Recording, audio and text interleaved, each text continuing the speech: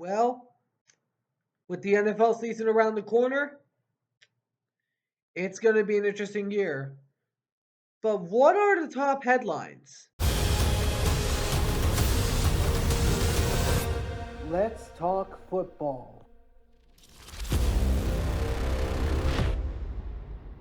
All right, what's going on, guys? My name is Antonio, and welcome back to the All Around Sports Podcast. Today, we are going over my top 10 NFL headlines entering the NFL season. Now, I've chosen out 10 of them, so I'll be going over all of them, each individually. But if you guys do enjoy this video, please be sure to smash that like button down below. Subscribe if you haven't already. But for now, let's get this video started. Starting us off at number 10, you got the Los Angeles Rams. The question surrounding them is, can the Rams make the playoffs without AD, which is otherwise known as Aaron Donald? As we all know, the Los Angeles Rams lost Aaron Donald to retirement this year. No, no, no! No, no, no, no, no! This is a relatively big situation because the Rams, they had an eventful offseason. They went out there and got Tre'Davious White. They also went out there and got guys like Jared Verse, Brendan Fisk, Blake Corum, and Cameron Kitchens, while also along getting some reinforcements on their roster with Puka Nakula and then also along with Cooper Kupp and Stafford coming back. But they did lose Ernest Jones to the Tennessee Titans in a via trade. So that might come back to affect them, but I mean, the Rams could still be a threat because the fact is they're a thorn in anybody's side. At number 9 is the Miami Dolphins. The question around them is, can the Dolphins get past the first round? Now, as we all know, the Miami Dolphins have made the playoffs the last 2 years. But they apparently can't learn to play in the daggum cold.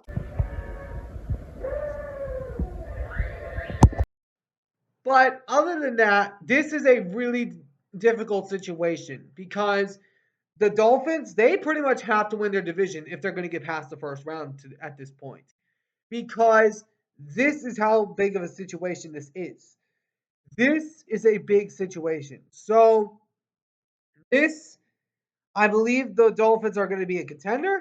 But until they prove themselves against over 500 teams, we still got to see it first. Next up at number 8 is the Buffalo Bills. The question around them is, can Josh Allen still lead the Bills to the AFC Championship? Now, this one is interesting because Josh Allen and the Bills lost Gabe Davis and Stephon Diggs to a few other teams. Stephon Diggs went to the Texans while Gabe Davis went to the Jacksonville Jaguars. This is a very interesting situation if you are a Bills fan because you brought in guys like Marcus Valdez-Scantling, Chase Claypool, and also along with Keon Coleman. You still got James Cook. You still got Dalton Kincaid. You still got Dawson Knox. You still got plenty of pieces there, but their defense is going to be a slim bit more bad because they lost a lot of veterans. But we'll have to wait and see what happens for the Bills. At number 7 is the New York Jets. Now the Jets, the question surrounding them is, can the Jets break the playoff drought? Now, as we know, the Jets have not made the playoffs in over 14 years. So maybe soon to be 15. But they've also had 8 straight losing seasons. But I'm still not buying the hype of them being a Super Bowl contender because that's just flat out ridiculous for a team like the Jets.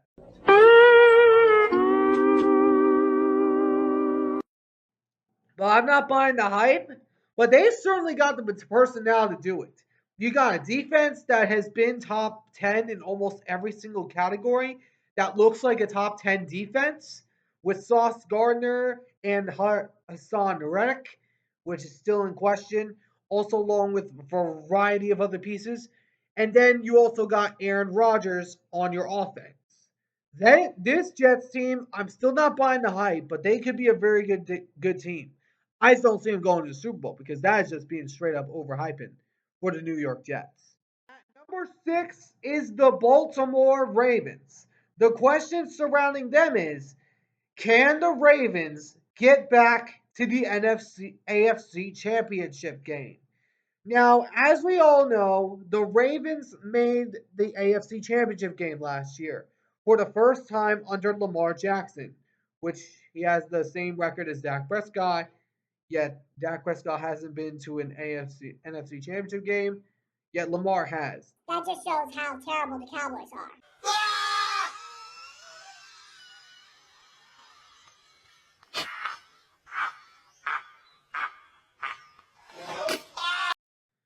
And I'm sorry, I just have to take a shot at them whenever I can. But anyways, the Ravens, they could certainly do it. They have Derrick Henry now in their running game. They still got Mark Andrews. They still got Zay Flowers. They brought in Devontae Walker, or whatever his name is. I get confused between those two names. But this offense is legitimately scary. They have the personnel to do it. But their defense is going to be a big concern that people are going to look at because they lost a lot of weapons, including their defensive coordinator, Mike McDonald, to my Seattle Seahawks. And they also lost Patrick Queen and Geno Stone to division rivals. But the Ravens, they're still going to be dangerous. At number 5, pretty much this is a make it or break it season for the Russell Wilson. It is the Pittsburgh Steelers. The question around them is, can the Steelers stay over 500? Now, as we all know, the Steelers have not had a losing season since the year of 2003. The Mike Tomlin has not had a losing season in his 17 years as the head coach of the Pittsburgh Steelers. It could likely happen this time because after the way that Russell Wilson performed in the preseason, it's The Steelers are starting to probably regret that decision.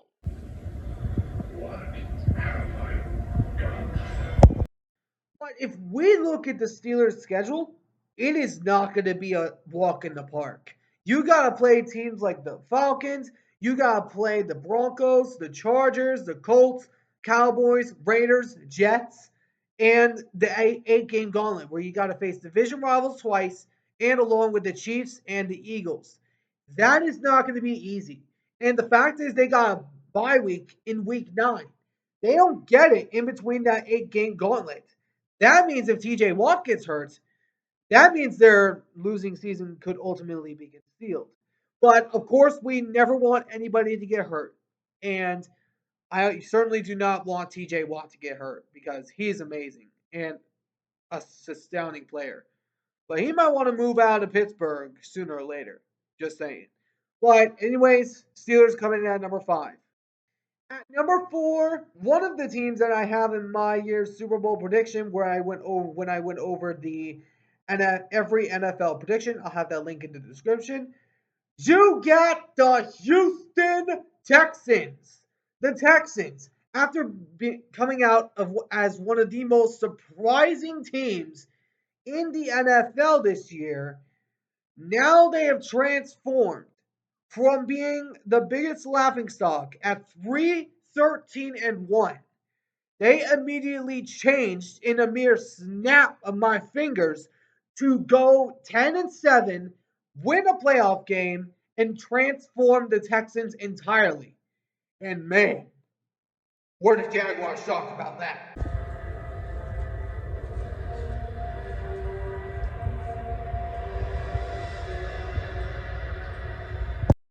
But the Texans, this team certainly knows how to go all in, unlike another team. We repeat, the Dallas Cowboys are all in this year.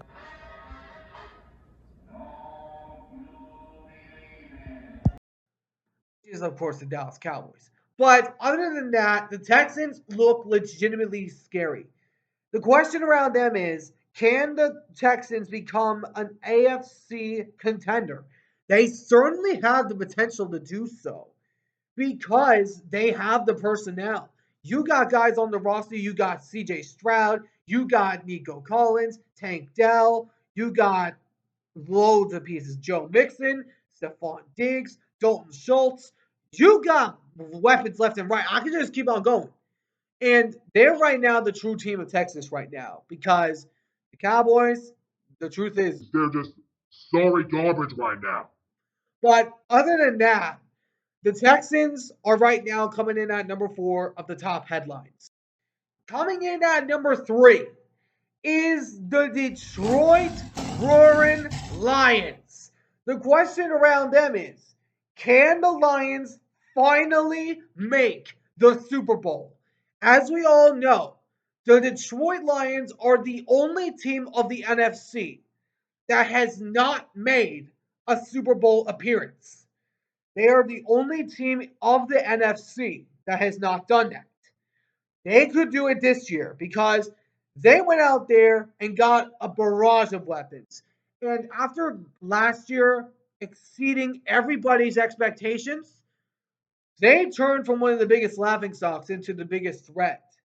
And the fans that were trolling on them, primarily the Packers, are now starting to try actually respect them. What's wrong to treat you that way? I'm sorry. See? Now we respect me because I'm a threat. But other than that, the Lions are legitimately scary. You look at them, I look at them as a top front runner of the NFC, and I'll get to that here in a little bit. But the Lions I see coming in at number 3. Number 2 is, of course, the Kansas City Chiefs, the 2-time back-to-back Super Bowl champion, which is the Kansas City Chiefs. But there has been a main question surrounding them. Can the Chiefs make history?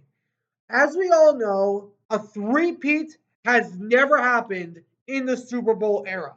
Now, if we want to count back to the days of when the Packers went and three-peated just before the Super Bowl era started, then that's all right. But the three-peat has not happened in some time. It is one of the most rarest occurrences in sports.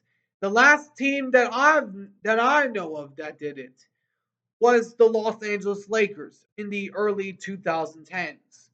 But this is a high possibility because time and time again we doubt the Chiefs. Like last year, they had the most drops and most penalty yards in the league. And somehow they're just inevitable.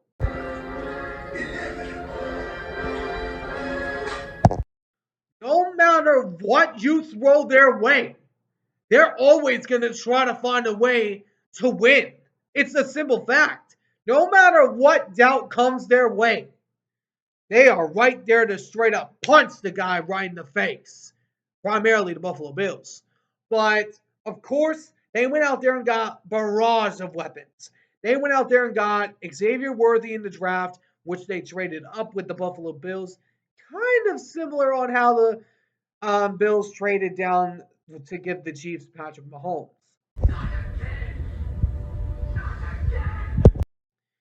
Sorry, Bills. I had to bring that up. But you look around Kansas City, they have offensive weapons left and right. You not only have Xavier Worthy, you got Marquise Hollywood Brown, Travis Kelce. They released Kadarius Toney, which I believe had to happen because he was just trash, was what he was. But other than that, Isaiah Pacheco, that brother is a beast. And he was primarily one of the reasons they won, other than, of course, Patrick Mahomes, in my opinion. But, of course, that is why I have the Chiefs at number 2. At number 1 on my list is the San Francisco 49ers. The question around them is, can the 49ers finish the job? As we all know, since 1995, The San Francisco 49ers have made 3 Super Bowl appearances. Also, the third one coming in this past season. But they have not come back with it since the year 1995. But this is ultimately the year that they have to do it. And even though they just got an extension with Brandon Ayuk, it's still not going to change the fact that the Chiefs are straight up your daddy. Get that up. Really? Where? Seahawks. Didn't think you'd see that coming. Because, and I was going to mention, and I'm going to mention this. I was about to mention it of the Lions. I wanted to hold it off. The only reason that I put the Lions ahead of the Niners is because the Lions actually beat the Chiefs. Have the Niners beat the Chiefs since Mahomes has arrived? Nope. They are one of the 15 different teams that have not beaten the Kansas City Chiefs. Let me pull up that list right now, just as soon as I find it. A few moments later. All right, sorry about that. So I just found it. So those teams are in no particular order: the Arizona Cardinals, Atlanta Falcons, Carolina Panthers, which is pretty obvious because they're just awful, and the Bears, Browns, Cowboys, Jags, Dolphins, Saints, Giants, Jets, Steelers, Niners, Bucks, and Commanders. That is a bad list to be on because the 49ers, they have made a bunch of achievements this throughout majority of their years since their last Super Bowl. Speaking of those speaking of those achievements, let me go over every single achievement from the Niners since that span. The Niners have won the division 7 times. They have made the playoffs 12 times. They have made 8 NFC championship appearances, which 3 of them they made the Super Bowl. Super Bowl rings that they won in that span? 0. None. Nada. They have failed in every single opportunity they have had. And I cannot stand this. Niner fans are not putting the blame on Kyle Shanahan. I am getting sick and tired of this. I am getting so sick and tired of not putting the blame on Shanahan. I am sick of it. And Kyle Shanahan has been there 3 times. 3 times. And has not come back with it. The 49ers, sooner or later, you have to get it done. Sooner or later, you have got to finish it. And if you cannot beat the Chiefs that have absolutely pounded you for the past few years,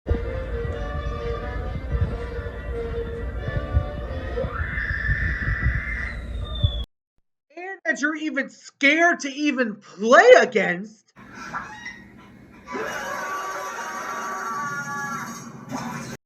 I'm sorry. But you're not winning the Super Bowl if you can't beat Kansas City. No matter if it's the Texans you face in the Super Bowl, no matter if it's like the Bills that you face in the in the Super Bowl, no matter even if it's the Jags. The fact is, if you can't beat Kansas City because they are now the new Patriots, I'm sorry to disappoint you, Niner fans. You are not winning the Super Bowl until you beat Kansas City. Period. I am so sick and tired of talking about this. I wanted the Niners to win. And some Niner fans probably might think I'm crazy because this is coming from a Seahawks fan perspective. It is true. The last time they even won a Super Bowl. I wasn't even born yet. And yet they have failed in every single attempt they have had.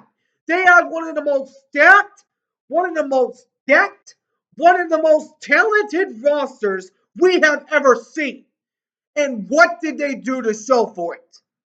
They gave up another 10-point lead and lost to the Chiefs in overtime. in overtime. And you didn't even know the daggum rules. So if I'm a Niners fan, if I'm a Niners fan right now, I am in a state. I am in a State of eternal rage. because this has gone on long enough. This drought for the 49ers has gone on long enough. And if they ultimately cannot win the Super Bowl this year because of the weapons they had last year, their window is shut if they can't win it this year, which I don't think they will, because we look around the NFC, you got teams rising left and right.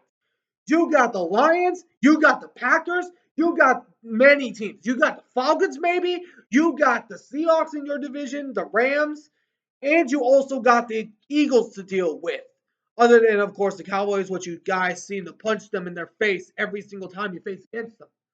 But you can't win the big game. And until you do so, now the Chiefs meet up with the Niners in week 7. I will maybe be calling this game. I'm not entirely sure yet. But if the Niners lose this game, they're not making the Super Bowl. Or even, I don't think they're going to win it. Let me rephrase that. They are not going to even win the Super Bowl. Because, as we've clearly stated, the last team that won a Super Bowl that had beaten Kansas City was the Tampa Bay Buccaneers when Tom Brady was leading the charge, and the Los Angeles Rams. Now, of course, Stafford wasn't there when they faced off against the Chiefs. It was Jared Goff at that time. But still, they beat Kansas City with Patrick Mahomes. Until you beat Kansas City, you're not going to win a Super Bowl. I'm sorry, but it is true. And the Lions are right now more ahead of the Niners than people think right now. That is a simple fact. But anyways, I hope you guys enjoyed. Let me know in the comments what you guys think down in the comment section below. Was there a headline that I missed? And if there was, let me know in the comments what it was. So I hope you guys enjoyed. If you did, please make sure to smash that like button down below. Subscribe if you haven't already. I'll catch you all in the next one. Ciao for now.